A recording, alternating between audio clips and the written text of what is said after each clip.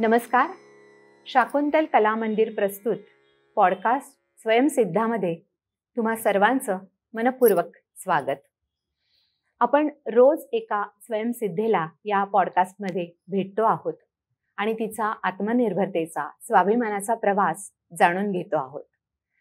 आजच्या आपल्या स्वयंसिद्धा आहेत लेखिका आणि समाजसेविका दीपा देशमुख.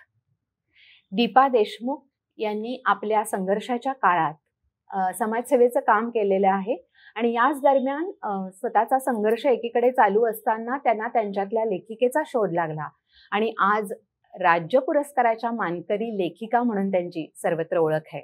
आज आपण त्यांचा हा संपूर्ण प्रवास जाणून घेणार आहोत. नमस्कार दीपाताई. नमस्कार. स्वयंसिद्धामध्ये तुमचं स्वागत. माझा जन्म औरंगाबादला झाला, पण माझे वडील सरकारी अधिकारी असल्यामुळे दर 3 वर्षांनी बदल्या व्हायच्या आणि मग कधी कधी 3 वर्ष, कधी कधी 2च वर्ष असा आमचा या गावाहून त्या गावावर असा सगळा प्रवास सुरू असायचा. अच्छा. त्यामुळे विदर्भासहित अनेक गावांमध्ये मी राहिलेली आहे. त्यामुळे त्या भागातले भाषा म्हणू किंवा ती टोनिंग म्हणू ते येत गेलेलं आहे आपोआपच. आणि असं करत करत जेव्हा मी 10वी नंतर आम्ही परत औरंगाबादला आलो तेव्हा वडिलांना वाटलं की आता एका जागी शिक्षण व्हायला हवं मुलांचं. त्यामुळे मग आई आणि आम्ही सगळी भावंड औरंगाबादमध्ये राहिलो. अच्छा. आणि वडील मग शनिवार रविवार किंवा जसं जमेल सुट्टीत तसं यायचं.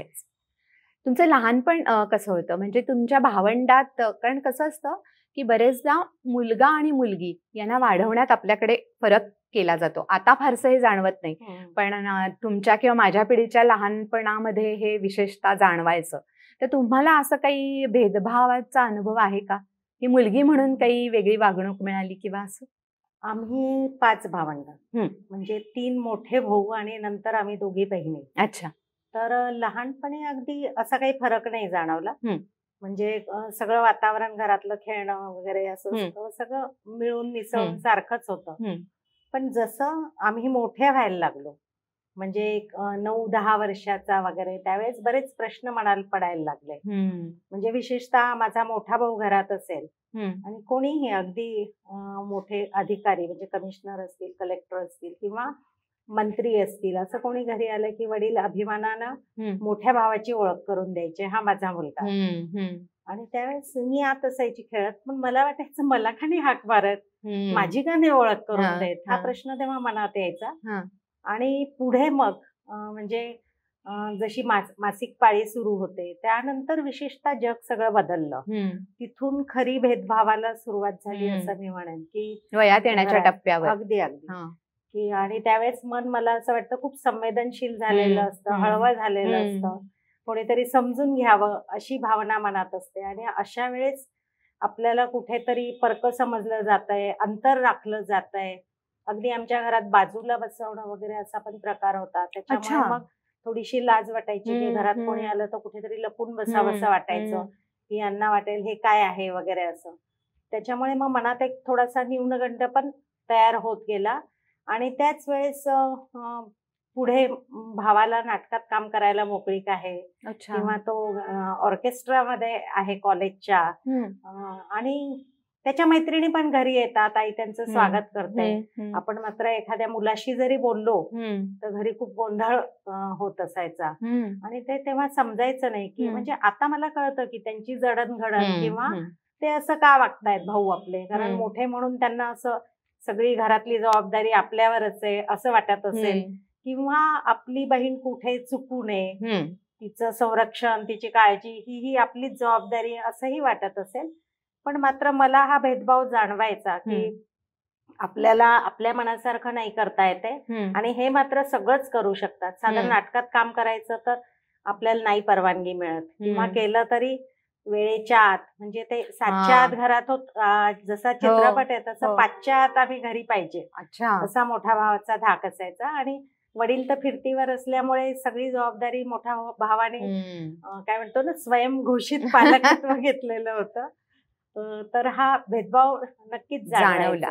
पण मग शिक्षणाच्या बाबतीत तुम्हाला मनासारखं शिकता आलं?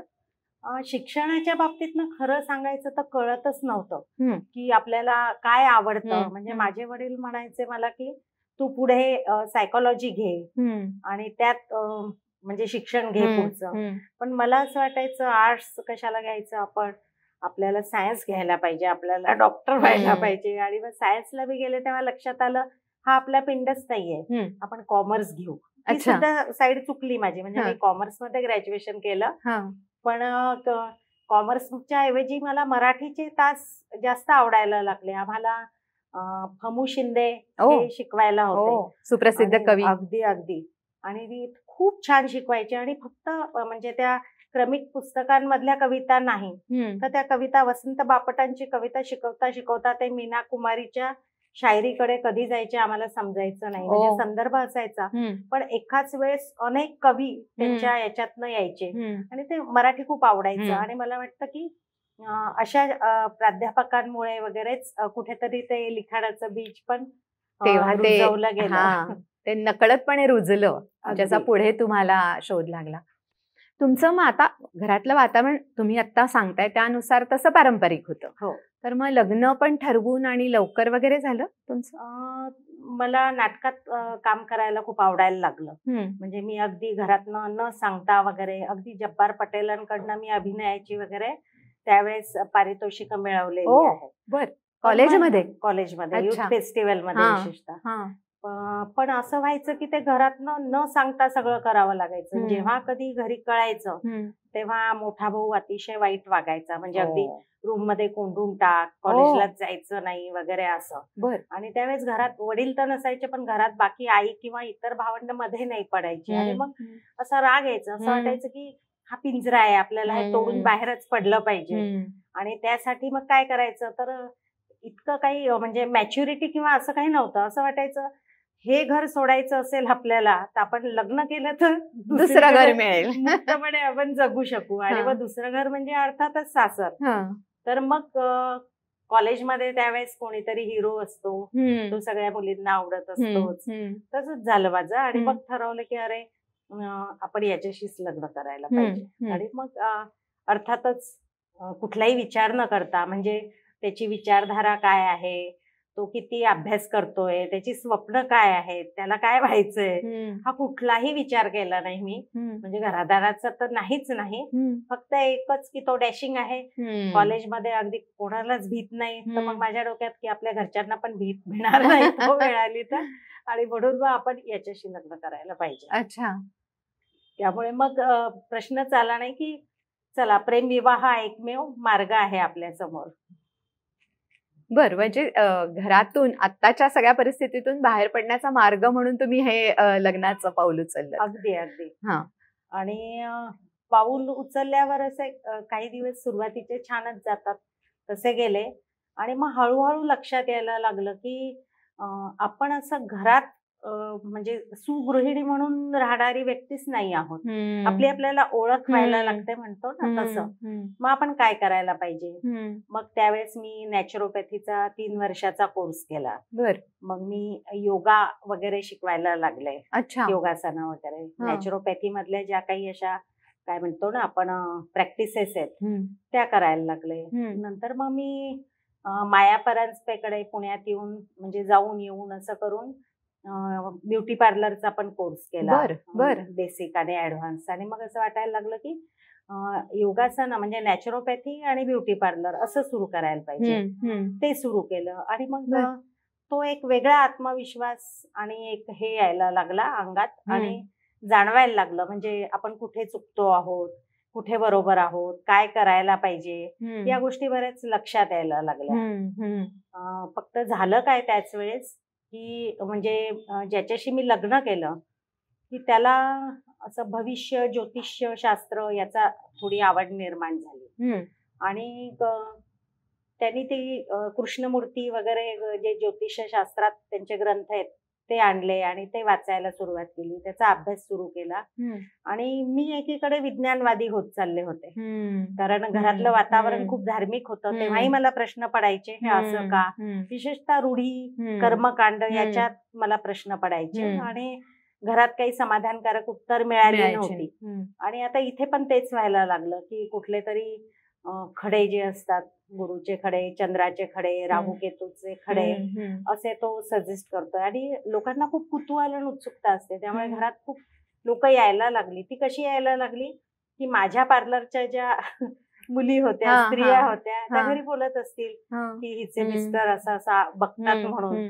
मग ते वेळ घेऊन यायला लागले ना. आणि मग मला कळायला लागलं की हे काही खरं नसतं. नारायण नागबळी काय आणि ते कालसर्प योग काय वगैरे, म्हणजे कोणाचा ना कोणाचा त्यावर पोट पाण्याचा म्हणजे व्यवसाय आहे तो, आणि हे सगळं थोतांड आहे.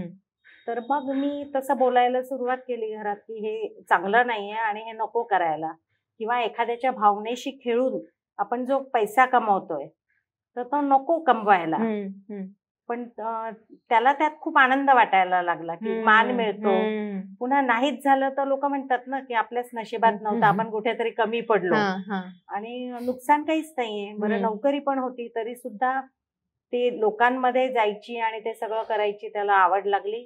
आणि मग मला त्रास व्हायला लागला की जर आपलं हे पार्लर नसतं, जर आपले हे क्लासेस नसते तर हे घडलंच नसतं. त्याच्यामुळे मग असा निर्णय घेतला मी की आपल्याला काय करता येईल, समजावून सांगूनही हा ऐकत नसेल तर मग आपण बाहेर पडायला पाहिजे. कारण त्याचा मुलांवर पण परिणाम झाला तर मुलं पण असा इझी मनी काय आहे त्या मार्गाला जातील, आणि हे चांगलं नाहीये कुठेतरी. त्यामुळे आपण यातून बाहेर पडलं पाहिजे. तोपर्यंत तुमचा मुलाचा जन्म झालेला होता ना, अपूर्वचा जन्म झाला. आणि म्हणजे जन्म झाला तरी डोक्यात हे सगळं होतच. कारण माझं मी दिवसभर बिझी असायची, पण मी बघायची की तो खेळताना पण मग काहीतरी त्या पद्धतीचेच खेळ खेळतोय, किंवा त्याला पण हे आवडायला लागलंय. छोटा होता अगदीच. आणि मग असं वाटलं की बाहेर म्हणजे आपण एक पिंजरा सोडला पण आपण दुसऱ्या पिंजऱ्यात शिरलो आहोत. तर यातनं मार्ग म्हणजे बाहेर पडायला पाहिजे आपण. आणि ती गोष्ट मग ठरवली एक दिवस. पण त्यावेळेस मी पार्लर बंद केलं मग. कारण मग लोक येणार ना घरात, म्हणजे संध्याकाळच्या वेळेस किंवा पार्लर बंद झाल्यावर. तर हेच मी बंद केलं तर मग याच्याकडे जे येतील ते आपले लोक, म्हणजे निदान मी पापात वाटेकरी असणार नाहीये, अशा रीतीने बंद केलं. आणि त्यावेळेस तिथे माझा एक मित्र आहे आणि त्याची बायको, त्यांनी एकलव्य पब्लिकेशन सुरू केलेलं होतं. मध्य प्रदेशातलं नाही, हे वेगळं होतं. आणि त्यामध्ये साधारणतः 9वी ते 12वी पर्यंतच्या मुलामुलींना, जसं चाटे कोचिंग क्लासेस त्यावेळेस खूप गाजलं होतं ना, तसंच हे होतं. आणि ऑनलाईन आपण त्यांना सगळ्या गोष्टी ज्या नवनीत वगैरे जसं आहे त्या टाईप गाईड्स तसं पाठवत राहायचं. त्यांच्या टेस्ट घ्यायच्या वेळोवेळी. आणि त्याची एक फीस असायची जी काय 10,000 5,000 जे असेल ते. तर त्याचं कंटेंट रायटर म्हणून मी तिथे काम करायला लागले. बरं, ते काम काय ऑफिसमध्येच जाऊन करायचं असंही काही नव्हतं. मी घरून पण करू शकायची, कधी ऑफिसला कधी घरून असं. आणि मग ते सुरू केल्यावर मला थोडा कॉन्फिडन्स आला की आपण आता इथून बाहेर पडू शकतो. आणि मग बाहेर पडायचं ठरवलं. त्याला अगदी शांतपणे सांगितलं आणि हेही सांगितलं की मला काहीच नकोय. कारण मला असं नेहमी वाटायचं की म्हणजे माझे हातपाय नीट आहेत, मला कुठलंही व्यंग नाहीये. आणि माझ्या आई वडिलांनी मला ग्रॅज्युएशन पर्यंत शिकवलंय. तर त्या शिकण्याने माझ्यात काही गोष्टी यायला हव्या होत्या, आल्या नाही तो माझा दोष आहे. तर मग मी काही मागता कामा नये. पण मी त्यावेळेस तशी ही चूक केली की मी काहीच बरोबर न घेता बाहेर पडले. आणि म्हटलं आपण म्युच्युअल अंडरस्टँडिंगने वेगळे होऊ. त्याला वाटलं काहीतरी हिच्या डोक्यात फॅड असेल ते जाईल, त्याच्यामुळे तो तयार झाला. आणि कुठलाही त्रासाविना तो काय आमचा डिवोर्स झाला. त्यावेळेस घरी सुद्धा मी सांगितलं होतं की माझं पटत नाहीये वगैरे, पण घरी मोठ्या भावानी वगैरे थोडस केलंय ना लग्न, म्हणजे तुझ्या मनाने केलंयच तर निभावच. मग मला लक्षात आलं की हा सपोर्ट आपल्याला मिळणार नाहीये कदाचित. तर आपण, आणि मी निर्णय घेतला होता तर मग किंमत मीच चुकवायला पाहिजे. त्यामुळे पण माझ्या आईने त्यावेळेस एक खूप चांगली गोष्ट केली की औरंगाबादमध्ये N3 वगैरे असा N4 असा खूप त्यावेळेस छान एरिया होता आणि तिथे प्लॉट होता आमचा एक, आणि 2 रूम बांधलेल्या होत्या. आई म्हणाली की तू इथे राहा, म्हणजे मग मला एक सुरक्षित जागेत हो. राहू शकत होते मी आणि माझं काम करू शकत होते. आणि ते मी केलं आणि मग तिथून एक वेगळा टप्पा आणि वेगळा प्रवास माझा सुरू झाला. तुम्ही अपूर्वेला घेऊन बाहेर पडलात ना? मुलगा तुमच्या बरोबर होता? अपूर्व लहान होता. त्याला तसं फारसं काही या परिस्थितीचं गांभीर्य किंवा काहीच कळालंच नाही. शाळेत असेल. छोटा होता. आणि साधारणतः 30च्या माझ्या वयाच्या 30च्या आसपास या सगळ्या गोष्टी घडल्या. अच्छा. आणि बाहेर आल्यावर मला बऱ्याच गोष्टी लक्षात आल्या. एकतर तुम्ही एकटे आहे म्हटलं ना की तुमचाच दोष आहे अशा रीतीने बघितलं जातं की हिला संसार पण नाही करताय, कीव केली जाते. काही जण सहानुभूतीने बघतात की निभवायचं ना, आम्ही नाही का निभवलं. किंवा त्याच्यापेक्षा गंमत म्हणजे ज्या मैत्रिणी होत्या काही, त्यातल्या त्यांच्या घरी वगैरे गेले की त्या थोड्याशा काय म्हणतो ना इन्सिक्युअर फील करायच्या. त्यांना असं वाटायचं की त्यांच्या नवऱ्याशी जर जास्त मी गप्पा मारल्या तर आता काय होईल अशी भीती मला त्यांच्या चेहऱ्यावर दिसायची.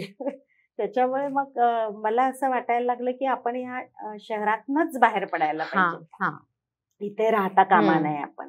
आणि असं नाही बरं का, म्हणजे या सगळ्या प्रसंगात चाचपडत होते मी, त्याच्यामुळे काही चुका घडल्या. पण मी चुका घडत होत्या, उभी राहत होते, वेगवेगळे प्रयत्न करत होते. फक्त या सगळ्यातनं एक नक्की झालं की मी इथे राहता कामा नये, हे शहर सोडलं पाहिजे मी. आणि मला वाटतं तो माझा सगळ्यात चांगला निर्णय होता, कारण मी ते सोडलं नसतं शहर तर मला असं वाटतं पुढचा प्रवास झालाच नसता माझा. पण मग तुम्ही हे शहर सोडायचं ठरवलं आणि कुठे आलात, म्हणजे काय केलं? त्यावेळेस ना म्हणजे मला कॉलेजपासूनच लिखाणाची आवड होती आणि मला वाटतं त्या वयात सगळेच कवी असतात, सगळेच लेखक असतात. तो एक रोमॅन्टिक काळच असतो आपल्या आयुष्यातला. तर त्यावेळी मी कविता करत होते. मध्ये मला असा एक ग्रुप भेटला की मला एकदम गझल समजायला लागले की त्यात काफिया काय असतो, रदीफ काय असतो, मतला म्हणजे काय. आणि अरेच्या ते मजा यायला लागली. आणि मग मी ते करून बघायला लागले. गणित हा माझा काही आवडीचा विषय नव्हता, पण ते सगळं गणितात वृत्तात आणि ते जे बसवायची मजा होती ना ती वेगळी होती. आणि मग अशा काही गटांशी माझी ओळख झाली. त्यातच औरंगाबादला अखिल भारतीय हिंदी मराठी उर्दू असं गझल आणि काय म्हणतो आपण उर्दू मुशायरे मराठीतलं असं सगळं ते संमेलन आयोजित केलं गेलं. आणि डॉक्टर शेख इक्बाल मिन्ने म्हणून ते प्रमुख त्याचे होते. आणि मग छान होते अगदी स्वभावाने. आणि मग मी त्याच्यात ते म्हणाले की सगळे म्हणजे धर्म जात असं काही न बघता सगळे एकत्र आले तर तो चांगलाही होतो, सपोर्ट पण मिळतो ना एकमेकांना. त्याच्यामुळे आम्ही खूप जण त्याच्यात होतो. मग तेव्हा अगदी निदा फाजली, बशर नवाज इथपासून खूप सगळी लोक आली होती आणि तो खूप एक आनंदाचा आणि खूप छान माहोल होता. आणि त्या सगळ्या याच्यात माझी यशवंतराव चव्हाण प्रतिष्ठान मुंबई च्या दत्ता बाळसराफांशी ओळख झाली. अच्छा. आणि मग छान म्हणजे ती लोक ते कार्यकर्ते घरी यायला लागले. आणि त्यातनं मग मला लक्षात आलं की अरे हे आपल्या विचारांचे आणि आपल्या मला जे काय आवडतं तशी लोक येतील. तोपर्यंत मला असं वाटायचं की माझ्या ओळखीचं जगच नाही आसपास, एकटी आहे आपण, एकटी पडलेलो आहोत असं. आणि मग त्या याच्यातनं ओळख वाढली. तसं मग म्हणजे मी एकटी का राहतीये काय असे प्रश्न पुढे जेव्हा आले तेव्हा मी म्हणजे माझा स्वभाव तसा मैत्री झाली की खूप ट्रान्सपरंट आहे. मी काही म्हणजे दडवून ठेवत नाही. तर ते त्यावेळेस त्यांना समजलं काय काय घडलंय काय काय नाही. आणि मग त्यांनी सांगितलं की आम्ही तुला काही मदत करू इच्छितो. आणि ती मदत अशी होती की मला औरंगाबाद सोडायचे तर काय करता येईल. आणि मग माझ्या समोर या सगळ्या मैत्रीतनं 3 पर्याय समोर आले, संधी म्हणू आपण हवं तर. त्यातली एक होती, आपले शिक्षण मंत्री होते मधुकरराव चौधरी, त्यांची मुलगी होती स्नेहजा रूपवते म्हणून, दादासाहेब रूपवते मंत्री होते त्यांचे त्या सून. तर प्रेमानंद रूपवते आणि स्नेहजा ताई यांचा बऱ्याच म्हणजे बँड्राला पण चेतना शिक्षण संस्था आहेत. त्यांचं मधुकरराव चौधरींचं खिरोदा म्हणून जे गाव आहे मूळ गाव तिथे कॉलेजेस आहेत. तर मग म्हणजे दत्ताबाळ सराफांनी त्यांनाही सगळं सांगितलं असेल, त्यामुळे त्या स्नेहजाताई म्हणाल्या की तू मुंबईला येऊ शकतेस, तुला चेतनामध्ये जो सोशल वर्कचा विभाग आहे त्याच्यात काहीतरी काम करता येईल. तुझं नॅचरोपॅथी झालंय तर तुला इकडे खिरोद्यामध्ये सुद्धा आमचं कॉलेज आहे, तर तुला तिथे प्राचार्य म्हणून सुद्धा तुझ्या जबाबदारी उचलता येईल. बर. आणि त्याच वेळेस विजया चव्हाण या युनिसेफ मध्ये सल्लागार होत्या. आणि त्या आदिवासी भागात मासवण ठाणे जिल्ह्यापासून जवळ एक गाव आहे, तर तिथे पण त्या एक काय म्हणतो आपण सल्लागार म्हणून जायच्या वगैरे. तर त्यांनी पण दत्ताबाळ सराफांना सांगितलं होतं की इथे आदिवासी लोकांच्या शिक्षणावर काम करायला गरज आहे.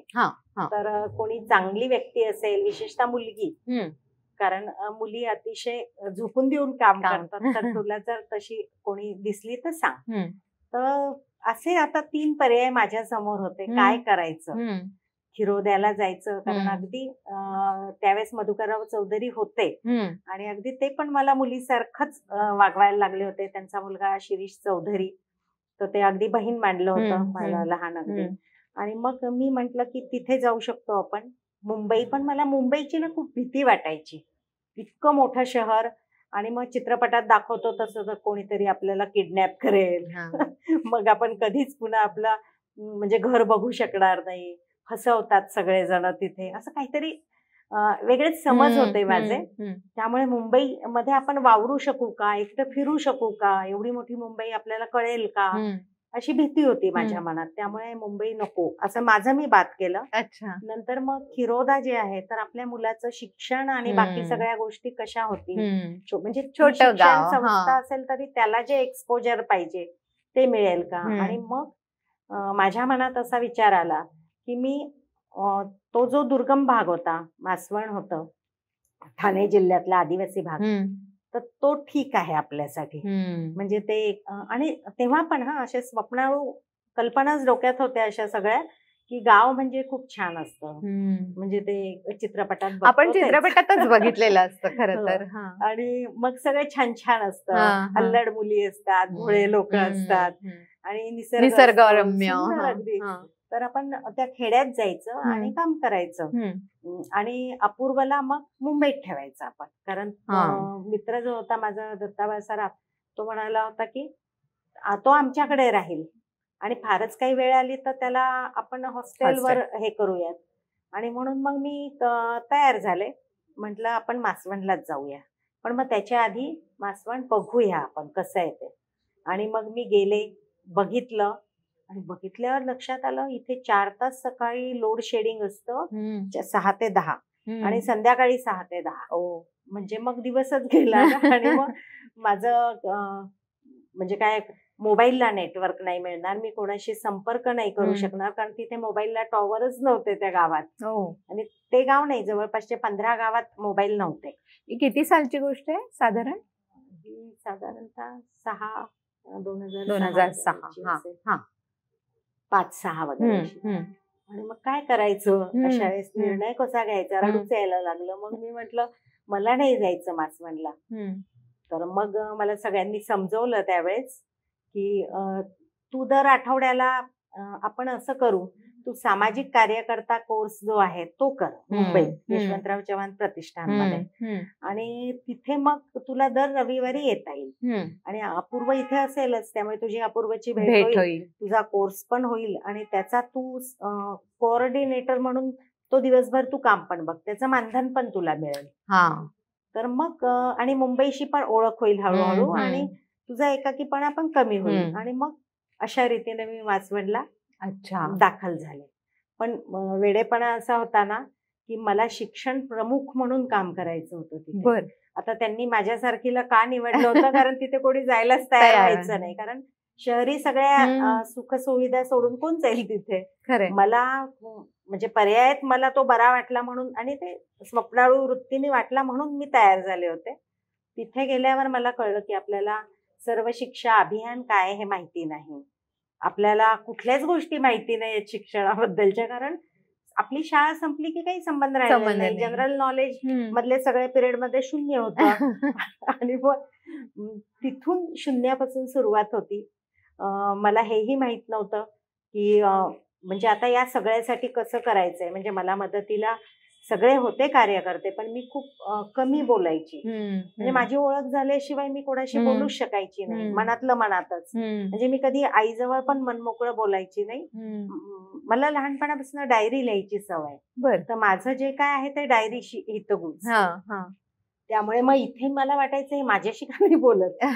एके दिवशी मी जेव्हा पालघर, तेव्हा पालघर काय म्हणतो तालुका होता, आता जिल्हा झालाय, महत्वाचं ठिकाण तेच होतं आमच्या गावापासून. तिथे येऊन मग मी यशवंतराव चव्हाण प्रतिष्ठान मधले माझ्या बाकीचे कार्यकर्ते मित्र, दत्ताबा सराफ यांना फोन करायची, म्हणायची की म्हणजे ते माझ्याशी बोलत नाही, कुणीच बोलत नाही माझ्याशी. त्यावेळेस तो म्हणायचा, तू स्वतःला काय समजते, तू पंतप्रधान आहेस, राष्ट्रपती आहेस, कोण आहेस तू.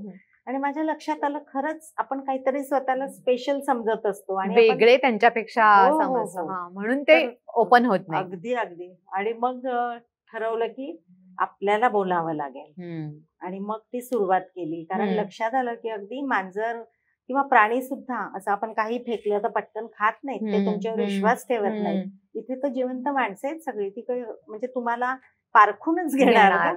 आणि मग हळूहळू बोलायला ती सुरुवात केली. तरी 6 महिने गेले आणि मग ते माझ्याजवळ खुलायला लागले, बोलायला लागले. आणि तोपर्यंत म्हणजे मला ना हे लोक ना सहजपणे 10-15 किलोमीटर, 5-6 किलोमीटर सहज चालतात तिथे. आणि गाडी होती आम्हाला, तर मला वाटायचं काही काही वेळेस गाडी जर कुठे गेली असेल कामाला तर थांबायचं, दुसऱ्या दिवशी जायचं, तर हे लगेच चलताई म्हणून निघायचे आपले चालत. मला वाटायचं हे काय, म्हणजे मी चालत जायचं वगैरे असं. आणि वाईट वाटायचं, अगदी रडू यायचं, कुठे येऊन पडलोय. पण नंतर त्यात मजा यायला लागली. किंवा मी असे बहुतेक स्त्रिया, मी जरा जास्तच पाली, झुरळं या सगळ्या गोष्टींना खूप घाबरते. आणि तिथे दार उघडलं की 2-3 विंचू पडायचे. अरे बाप. साप असे दिसायचेच, असे सर्प वळवळत वगैरे जाताना, पाऊस पडला की. तर मग भीती वाटायची, कशाची सवयच नाही. आणि लाईट नाही परत, सगळं सामसूम संध्याकाळी 7ला व्हायचं. तर अशा ह्याच्यात आता कसं राहायचं तेही खूप भीती वाटायची. पण त्यातनं पण हळूहळू ना जो निसर्ग आहे त्याने शिकवलं की तो तुमच्या गरजा कमी करतो. मुख्य म्हणजे तोपर्यंत असं पार्लर होतं, त्यामुळे खूप गोष्टी ठाऊक होत्या, माहीत होत्या, सवयी लागलेल्या होत्या, छान राहायचं, नेटकं राहायचं. पण मासवणमध्ये गेल्यावर मला या कशाचीच गरज नाहीये हे लक्षात आलं. मग तो बॉयकटचा हळूहळू केस वाढले, मेकअपचं साहित्य गायब झालं, पार्लरला जाऊन केस वगैरे कट करायचे हे संपलं. आणि मग फ्लोटर आले पायात, छान छान चपला जाऊन. आणि लक्षात आलं एवढे आपल्याला कपड्यांची वगैरे पण गरज. साडी वगैरे तिथे तुम्ही कुठे कुठे फिरणार तर शक्यच नव्हती. कार्यक्रमात ठीक आहे, मिरवण्यापुरती. त्यामुळे मग कुठला ड्रेस, आणि पाऊस जास्त असल्यामुळे विशेषतः 100-120 रुपयाला ड्रेस येऊन जायचा मला पालघरला गेलं की. असं ते सुटसुटीत आयुष्य झालं जरा. आणि इंटरनेट वगैरे पाहिजे असेल तर मग पालघरला येऊन ते पण व्हायचं.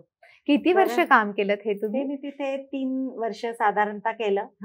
पण नंतर मग असं झालं की ते जे फंडिंग करत होते, जर्मन ॲग्रो नावाची कंपनी, तर त्यांनी फंडिंग त्यांचं संपलं होतं. त्यामुळे मला काहीतरी शोधणं भाग होतं.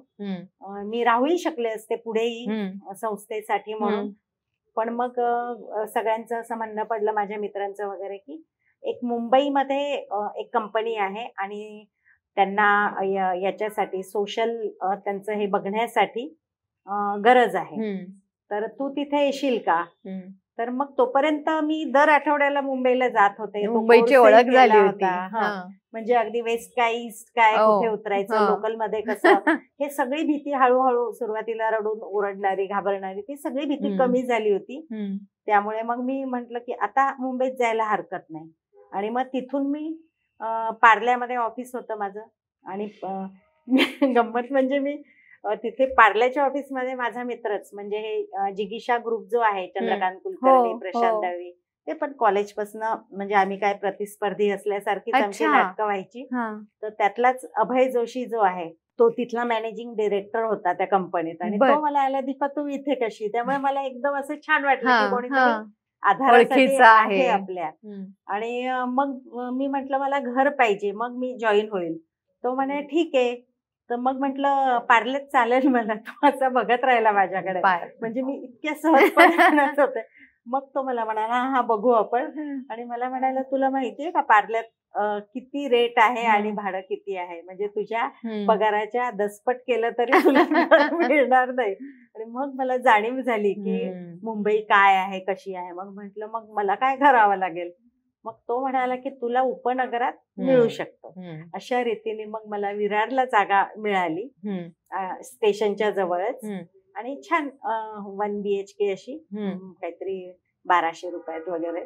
आणि मग माझा 10,000 रुपये पगार मिळाला मला. मला मासवणला 5,000 होता, त्यात मी 3,500 माझं करायची आणि 1,500 माझं करायची आणि 3,500 अपूर्वाला. कारण तोपर्यंत अपूर्वाला मग 10वी झाला होता आणि विल्सन कॉलेजला ऍडमिशन मिळाली होती. तर मग त्याचा हॉस्टेलचा खर्च, त्याला मेसचा खर्च आणि थोडेसे 200-400 रुपये त्याच्या जवळ, असे 3.5 त्याला आणि 1.5 मला. त्यात माझं 500 रुपये रूमचे, 500 रुपयात माझं जेवण, 250 रुपयाचा पास मुंबईला त्याला भेटायला गेले तर, 250 रुपये माझा इतर खर्च फक्त.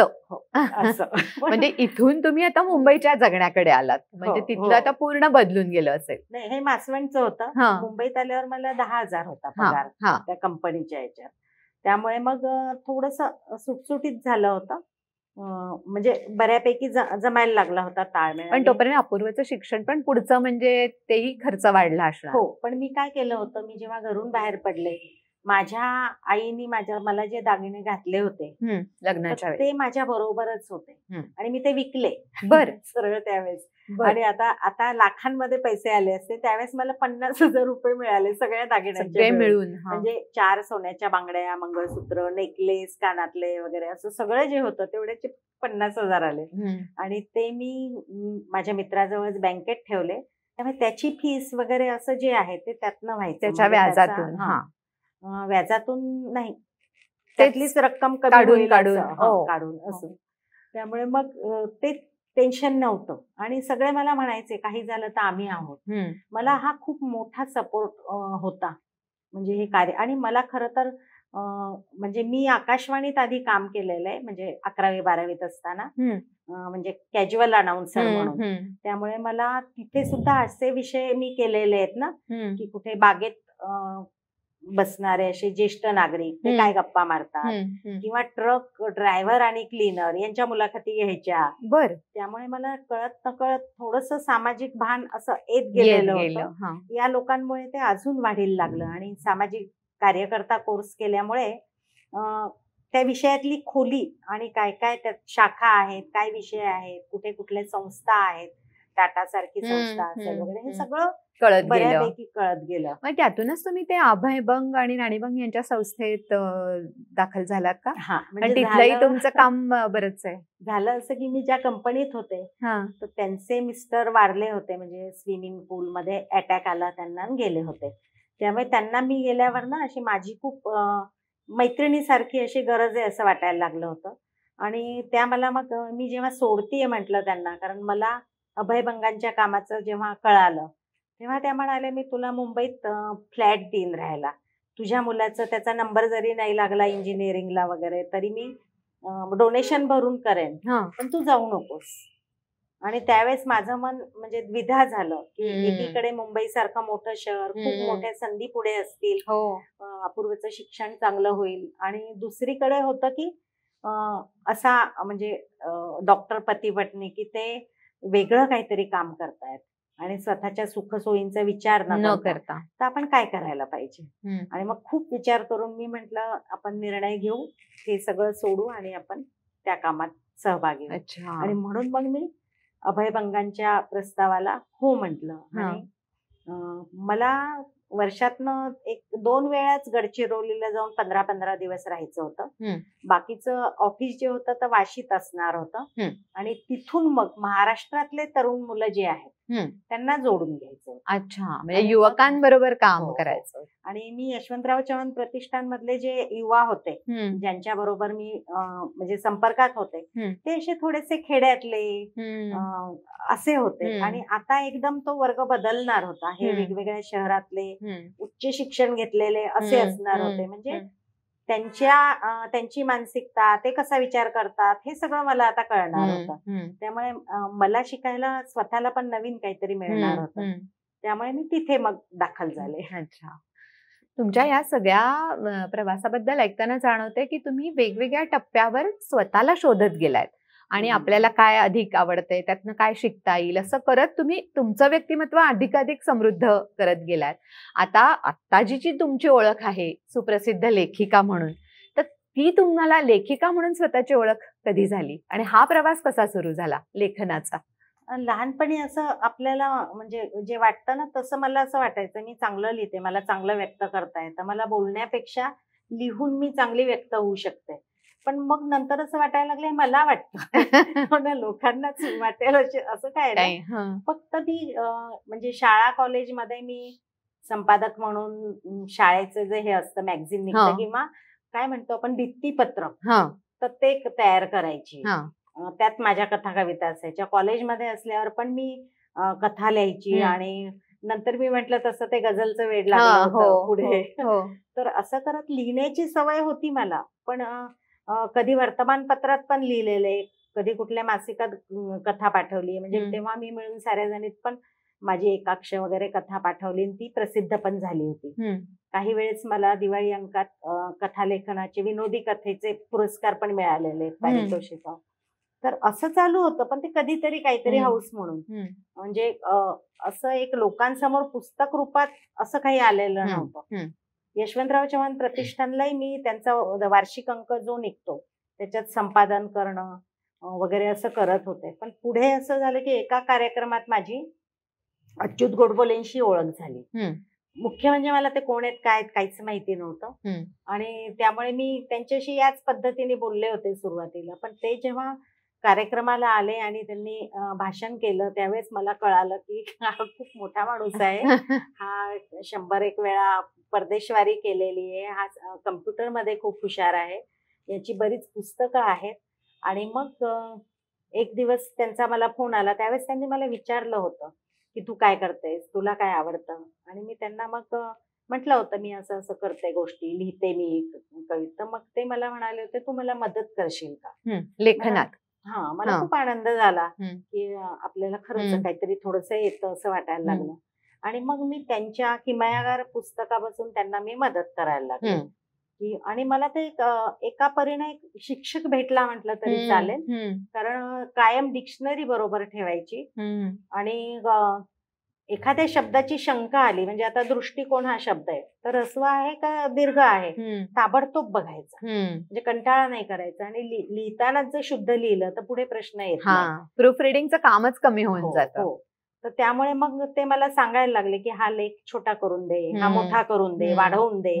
मग वाढवायचं असेल तर मला माहिती शोधावी लागायची, कमी करायचं असेल तर अर्थ न जाता कमी करायचा. याच्यातनं मग त्यांना हळूहळू म्हणजे मी ग्रो होत गेले आणि त्यांनी मला सांगायला सुरुवात केली की आता तू हा लेखच लिहून दे मला या विषयावर पूर्ण. असं करत मग जवळपास म्हणजे त्यांच्या एखाद्या पुस्तकात माझा वाटा खूप व्हायला लागला असा की स्वतंत्र लिहूनच. आणि मग त्यातनच एक दिवस ते मला म्हणाले की आपण म्हणजे ते म्हणाले आणि माझ्याही डोक्यात यायला लागलं की आपण म्हणजे मिळून काम करतो आहोत तर आपण पण लेखक म्हणूनच समोर यायला पाहिजे लोकांच्या. आणि तसं झालं. कॅनव्हास हे पहिलं पुस्तक ठरलं की ते आमच्या दोघांचे मिळून सहलेखक म्हणून तुम्ही त्याच्यामध्ये. आणि त्याच्यात असं झालं की सगळे परदेशी चित्रकार होते. माझी चित्रकलेची ओळख म्हणजे डोंगर काढणे, 4च्या आकाराचे पक्षी काढणे, तळ आणि ढग पलीकडच्या आकाराचे एवढीच. पण आणि आता मला चित्रकलेवर लिहायचं तर मग मला इंग्रजीतनं पुस्तकं संदर्भाची वाचायची होती. मी मराठी मीडियम मध्ये शिकल्यामुळे माझं इंग्रजी चांगलं नव्हतं, म्हणजे मी फिरकतच नव्हते असं इंग्रजी पुस्तकांकडे, आपला प्रांतच नाही तो. पण मग मला लक्षात आलं कॅनव्हास करताना की आपल्याला हे सगळं करावं लागणार आहे. मग मुंबईच्या जे मध्ये जाऊन, NCPA मध्ये जाऊन, तिथे मित्रांच्या मदतीनं आमदार निवासमध्ये एकाची रूम मिळवून तिथे राहून रोज तिथे लायब्ररीत जाऊन बसायचं आणि ती पुस्तकं वाचायची, फोटो काढायचे त्याचे, कारण ते बाहेर नाही लिहून द्यायचे. आणि मग अशा रीतीने डिक्शनरी सोबत ठेवायची. आता खूप सोपं झालंय सगळं, पण त्यावेळेस ते खूप अवघड होतं की एकाच शब्दाचे अर्थ अनेक असतात, अशा वेळेस अर्थ कसा लावायचा. आणि मला ना गंमत म्हणजे तिकडची गावांची नावं, त्या चित्रकाराचं नाव, त्या रस्त्यांची नावं सगळे कळायचंच नाही, हे शहराचं नाव आहे का रस्त्याचं नाव आहे. इतकं म्हणजे अगाध इंग्रजी होतं माझं. पण मग नंतर 100 पुस्तकं वाचली तेव्हा लक्षात आलं की हे सोपं आहे, इतकं काही अवघड नाहीये. आणि मग आता नाही तो म्हणजे अडथळा आहे. आणि मग कॅनव्हास आलं. कॅनव्हासला प्रभाकर कोलतेंच्या हस्ते त्याचं प्रकाशन झालं.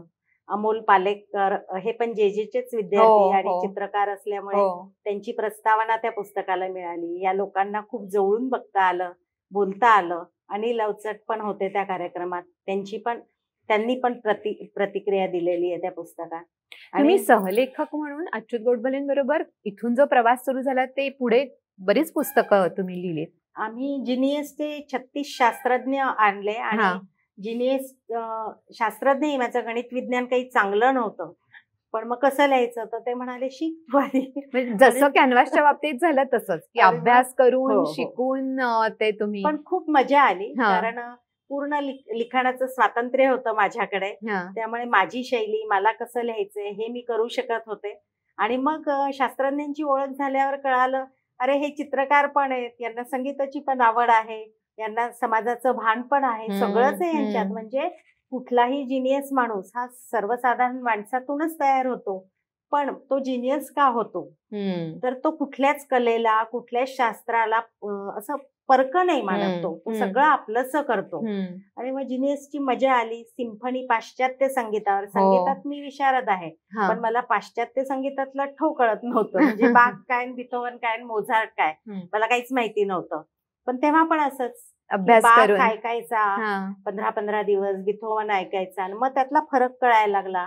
कॉन्सर्ट म्हणजे काय, किंवा असे पियानो वादन कशासाठी होतं, सगळं समजायला लागलं. आणि मग सिम्फनी, आधीचं पाश्चात्य संगीत कशासाठी, आधी राजे रजवाड्यांसाठी, चर्चसाठी, मग सर्वसामान्य माणसांसाठी कसं येत गेलं.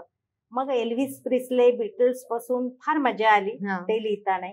आणि ही सगळी पुस्तकं जी आहेत ती 550-600 पानी होती. आणि मग असं होतं ना की कुठेतरी आपण बोट सोडून चालायला शिकलं पाहिजे. आयुष्यभर कोणाबरोबर तरी असं काही झालं की मला येत नाही, आता मदत करा, असं नाही चालणार कुठल्याच बाबतीत. म्हणून मग स्वतंत्र लिहायचं ठरवलं आणि मी तसं सांगितलं की मला आता स्वतंत्र लिहायचंय. आणि त्यांनी अगदी आनंदाने होकार दिला. आणि मग तो तुमचा जग बदलणारे ग्रंथ आणि एक स्वतंत्र प्रवास पण लेखिका म्हणून सुरू झाला. पण त्यांच्याबरोबरच्या काळात तुम्हाला ती जी दिशा मिळाली आहे की अभ्यास कसा करायचा आहे, समजून कसं घ्यायचा नवा विषय, त्या सगळ्याचा तुम्हाला आता पुढे उपयोग त्याचा होतो आहे. नक्कीच. म्हणजे मी ती कृतज्ञता व्यक्तच करेन, कारण आपल्याला आपल्या मार्गात अनेक गुरु भेटतात. म्हणजे दत्ताबाळ सराफ सारखा म्हणजे ज्यांनी मैत्रीचा हात पुढे केला तो भेटला नसता तर मला मुंबई किंवा आदिवासी भाग हे जग मिळालं नसतं. किंवा विजया चव्हाण ज्या मासवणला यायच्या, तर त्या घरातली पुस्तकं, डायऱ्या त्यांना मिळालेल्या, युनिसेफचं साहित्य सगळं घेऊन यायच्या. आणि मग म्हणायच्या की मुंबईत आलं ना तर माझं घर आहे. म्हणजे मी रात्री कधीही माहीमला उतरले तर त्यांच्या घरी जेव्हा जायची तेव्हा त्या जाग्या असायच्या, माझ्यासाठी स्वयंपाक केलेला असायचा. अगदी कपड्यांसहित मला म्हणायच्या तू काही आणू नकोस, कारण मग ते पुन्हा तुला ओझं लोकलमध्ये किंवा ट्रेनमध्ये सगळं अवघड जाईल. तर इतका आईसारखी पुन्हा काळजी करणाऱ्या मला म्हणजे काय बॉस म्हणू किंवा एक मोठी बहीण म्हणू अशा मिळाल्या. तर मला माणसं खूप चांगली मिळाली. ते जाणवते तुमच्याकडून पहिल्यापासून सगळा प्रवास ऐकताना की मित्रमंडळी, स्नेही यांचा तुम्हाला खूप चांगला सपोर्ट, मदत मिळत गेली. आणि तुमच्यातला तो जो एक सगळ्यांशी जुळवून घेण्याचा स्वभाव आहे, त्यांनी मला वाटतं तुम्ही पण सगळ्यांना बरोबर घेत पुढे गेलात आणि आजच्या या टप्प्यावर आलात. आज लेखिका म्हणून तुमची आता स्वतंत्र पूर्णपणे ओळख आहे आणि राज्य शासनाच्या पुरस्कारापासून अनेक महत्त्वाचे पुरस्कार तुमच्या पुस्तकांना मिळालेले आहेत. तर आता मगाचपासून ऐकते की तुम्ही एका ह्याच्यात स्थिर होता दुसऱ्या कुठल्या तरी क्षेत्राकडे वळता. तर आता लेखिका म्हणून तुम्ही ज्या पद्धतीने सेटल झालात, असं काही मनात आहे का की वेगळं काही करून बघायचंय का आता लेखिका म्हणून प्रवास चालू ठेवायचा? मी अपंगांसाठी पण मध्ये काम केलेलं आहे आणि त्यांच्या बरोबर काम करताना पण अनेक गोष्टी, अनेक विकार हे पण कळत गेलेले आहे. पण जेव्हा मी लेखिका म्हणून प्रवास करायचा ठरवला, तर असं वाटलं की आता हा मार्गच किंवा मला जे शोध माझा चालू होता ते माझं हेच आहे. कारण इथे माझी कोणाची स्पर्धा नाहीये, काही अशी मला हेच मिळवायचंय असं नाहीये. तो आनंदाचा पण भाग आहे. आणि एक फायदा असा झालेला आहे की सामाजिक कार्यामुळे सामाजिक भान आलेलं आहे. त्यामुळे विषयांची निवड करताना साधारणतः कुठेतरी अंधश्रद्धेच्या बाजूनं किंवा त्याचा प्रसार करणारे, स्त्री पुरुष विषमता दाखवणारे असे विषय मी कधी घेणारच नाही, ते भान आलेलं आहे. त्यामुळे माझ्या लिखाणातून नकळत कोणाला ना कोणाला काहीतरी मिळालं पाहिजे, वेचता आलं पाहिजे. त्यामुळे मला हा प्रवास फक्त एकच माझी इच्छा होती की मला म्हणजे जग बघायचं आहे आणि त्याआधी मला भारत, माझा देश जो आहे, म्हणजे काय म्हणतो आपण विविधतेने नटलेला, तर तो मला अनुभवायचा आहे, बघायचा आहे. आणि गेली 3 वर्ष मी एक राज्य, कधी कधी वर्षातनं 2 राज्य अशी करते आहे आणि आपल्या हातपायात ताकद आहे आणि खूप मला तो आनंद मिळतोय. कारण तिथली लोक, त्यांचं राहणीमान आणि त्यांच्या घरी उतरल्यावर ते आपलं स्वागत कसं करतात. कारण मी बंद हॉटेलमध्ये उतरले तर मला फक्त तिथल्या सुखसोयी आणि मी टीव्ही लावून बसेन, पण या लोकांना प्रदेश कळणार नाही, माणसं कळणार नाही. त्यामुळे रस्त्यात नदी दिसली की तिथे थांबून, म्हणजे आता लेह लडाखला गेले तर सिंधू नदी कशी आहे बघणं, किंवा या सगळ्या ज्या नद्या आहेत त्याच्या पाण्या, म्हणजे ते अशुद्ध पाणी पिऊन त्याचा त्या सगळ्या याचा स्पर्श अनुभवणं, तर हा आनंद खूप वेगळा आहे. आणि असा भारत मला पूर्ण बघायचा आहे. हा भारत पूर्ण बघितल्यावरच मग मी, म्हणजे इजिप्त असेल, चीन असेल, असे देश आहेत जिथे काहीतरी वेगळं वास्तू आहेत, संस्कृती आहे, ते बघेन. अच्छा, म्हणजे तुम्ही स्वतः घराबाहेर पडताना स्वतःला शोधण्यासाठी म्हणून किंवा मला जे वाटतं आहे ते मला करायला मिळावं म्हणून तुम्ही घराबाहेर पडलात आणि तुमच्या ह्या सगळ्या प्रवासात आता जाणवत आहे की तुम्ही तो स्वतःचा शोध घेतलात, त्या करायला लागलेले कष्ट घेतलेत, अभ्यास केलात आणि आज तुमचं जे व्यक्तिमत्व आहे ते घडवलं. स्वयंसिद्धाचा आपला हा पॉडकास्ट आहे म्हणून मला तुम्हाला ह्या अखेरच्या टप्प्यावरती असं विचारावं वाटतंय. म्हणजे तुम्हाला तुमच्या लेखनाकरता आणि तुमची जी इतर स्वप्न आहेत त्याकरता अर्थातच आमच्या मनपूर्वक शुभेच्छा आहेत. पण आजकालच्या मुलींना किंवा इतर स्त्रियांना तुम्हाला काय सांगावंसं वाटेल? म्हणजे तुम्ही स्वतः आत्मनिर्भरतेचा प्रवास केलेला आहे, त्यासाठीचे तुम्ही कष्टही घेतलेले आहेत आणि स्वातंत्र्य पण मग त्यातून अर्थात मिळतं ते उपभोगलेलं आहे. तर तुम्हाला या मुलींना काय सांगावंसं वाटेल? खरं तर शोध हा कधी संपत नसतो, आपला चालूच असतो आणि शेवटपर्यंत, म्हणजे मला असं वाटतं की शेवटच्या क्षणापर्यंत काहीतरी आपण वेचणार आहोतच.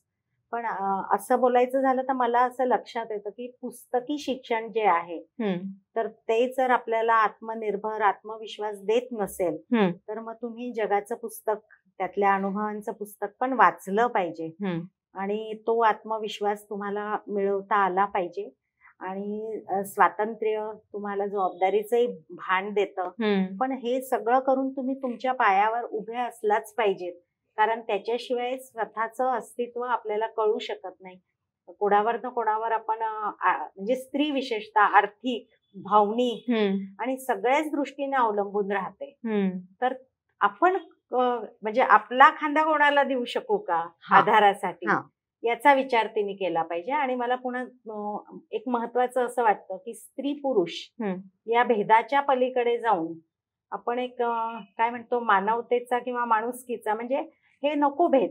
म्हणजे माझी मैत्री असेल तर ती कोणाशीही असू शकेल. मग तिथे म्हणजे तो जेंडर कुठला आहे, तो ती ते कुठलंही असू देत, तो फरकच पडता कामा नये आणि मी त्याच्यावर ठाम असलं पाहिजे. तर असं जर आपण प्रवास केला तर मला वाटतं की आपल्यातले बरेच गैरसमजाच्या भिंती, पूर्वग्रहांच्या भिंती आणि अनेक जी चिटकलेली जाळं जळमट आहेत ती निघून जायला मदत होईल. अरे वा, खूप छान. मला असं वाटतं की तुमचं खरं तर हे स्वप्नच आहे असं म्हणायला हरकत नाही, जे तुम्ही पुढच्या पिढीच्या मुलींसाठी सांगितलंय. आजच्या ह्या आपल्या स्वयंसिद्धाच्या एपिसोडच्या शेवटाकडे येत असताना लेखिका आणि समाजसेविका दीपा देशमुख यांचा आपण सर्व प्रवास जाणून घेतला. आत्मनिर्भरतेचा हा प्रवास होता, स्वशोधाचा प्रवास होता. आणि त्यांनी जेव्हा आजच्या पिढीच्या मुलींना काय सांगाल असं म्हटल्यावर सांगितलं की कोणाच्या तरी खांद्याचा आधार, आपल्याला आधार घेण्यापेक्षा आपला खांदा कोणाला तरी आधारासाठी आपण देऊ शकू का असा विचार करावा, किंवा असा आपला स्वतःचा प्रवास तिथपर्यंत करावा. मला वाटतं हे खूप मोलाचा असा हा सल्ला आहे. एक समृद्ध असं व्यक्तिमत्व आज आपण आपल्या भेटीला आलं होतं आणि त्यामुळेच स्वयंसिद्धा हा जो आपला पॉडकास्ट आहे त्यातली खऱ्या एका स्वयंसिद्धेची ओळख या निमित्तानं आपल्याला झाली असं म्हणायला हरकत नाही.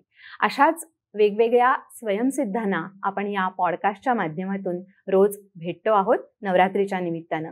असेच पुढच्या भागात एका वेगळ्या स्वयंसिद्धेला भेटूया. तोपर्यंत धन्यवाद.